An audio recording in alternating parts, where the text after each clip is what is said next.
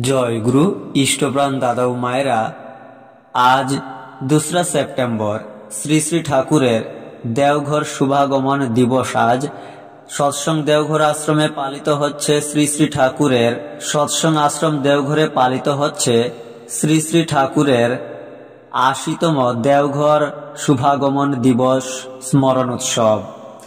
আজ জেনে নেব দেওঘর শুভাগমন ইতিহাস সম্পর্কে। 1946 খ্রিস্টাব্দ পাবনায় প্রবল বেগে আশ্রমের যাবতীয় কর্মকাণ্ড চলছে, একটি কলেজও চলছে তখন। কিন্তু কে জানত পুরুষোত্তমের আরও একটি লীলাক্ষেত্র তাঁর শ্রীচরণ যুগল বক্ষে ধারণ করতে যুগ যুগ ধরে উদ্গ্রীব আকাঙ্ক্ষায় প্রতীক্ষমান। দেওঘরেই ছিল শ্রী শ্রী ঠাকুরের উত্তর অর্ধলীলার কেন্দ্রস্থল। সেই দিনটি ছিল 30শে আগস্ট 1946 ইংরেজি। শ্রী শ্রী ঠাকুর বৈদ্যনাথ ধাম পর্যন্ত রেলগাড়ির বগি রিজার্ভ করার জন্য মার্কিন ভক্ত নরম্যান ডিফেন, ভোলানাথ সরকার ও রাজেন্দ্রনাথ মজুমদারকে বলেন। হাতে সময় নেই, তবুও ফেন সাহেব ও রাজেন্দ্রনাথ মজুমদার শ্রী শ্রী ঠাকুরের দয়ায় অসম্ভবকে সম্ভব করে তোলেন। সেই সঙ্গে শ্রী শ্রী ঠাকুর সুশীলচন্দ্র বসু ও বীরেন্দ্রলাল মিত্রকে দেওঘরে একটি খুব বড় বাড়ি ভাড়া করতে বলেন। রোহিণী রোডস্থিত বড়াল বাংলো নামে সুবৃহৎ বাড়িটি ঠিক করা হলো।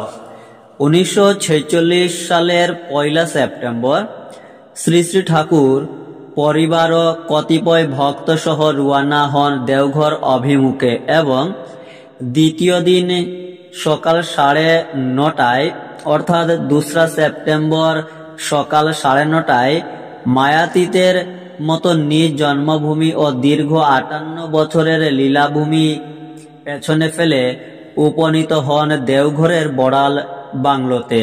পাবনাতে নেমে আসে গারদ মিশ্রা আর নব অরুণের আলোয় উদ্ভাসিত হয়ে ওঠে দেওঘর পরম পুরুষের শুভ পদার্পণে। সে সময় ভারতের রাজনৈতিক পরিস্থিতি ছিল অস্থির। সাম্প্রদায়িক সম্প্রীতি যে অবস্থায় ছিল একান্ত কাম্য, হিন্দু মুসলমানের সাম্প্রদায়িক বিরোধ সে সময় দেশের পরিস্থিতিকে করে তুলেছিল দুর্বিষহ। স্বাধীনতা আন্দোলনের সাথে সাথে আলাদাভাবে মুসলিম রাষ্ট্র গঠনের জন্য এক শ্রেণীর নেতৃবৃন্দ প্রবলভাবে সচেষ্ট হয়ে উঠেছিলেন। শ্রী শ্রী ঠাকুর সাম্প্রদায়িক এই পরিস্থিতি ও দেশভাগের এই প্রবল চেষ্টার মোকাবিলায় নিজের সামর্থ্য উজাড় করে আপ্রাণ চেষ্টা করেছেন। দেশের নেতৃবৃন্দ যারাই তার সমীপে এসেছেন তাদেরই তিনি নানান কৌশল, নানা পরামর্শ দিয়েছেন, কিন্তু সেগুলি কার্যকর হয়নি নেতৃবৃন্দের উদাসীনতায়। শ্রী শ্রী ঠাকুর স্থানীয় ধর্মীয় সম্প্রদায়ের মাথা যারা, তাদেরও বহুভাবে এই বিরোধ প্রশমিত করার বুদ্ধি দিয়েছেন, কিন্তু নিয়তি কেন বাধ্যতে। শ্রী শ্রী ঠাকুর দেওঘরে আসার পর দেশের রাজনৈতিক ও সাম্প্রদায়িক পরিস্থিতি আরো জটিল ও ভয়াবহ রূপ ধারণ করল।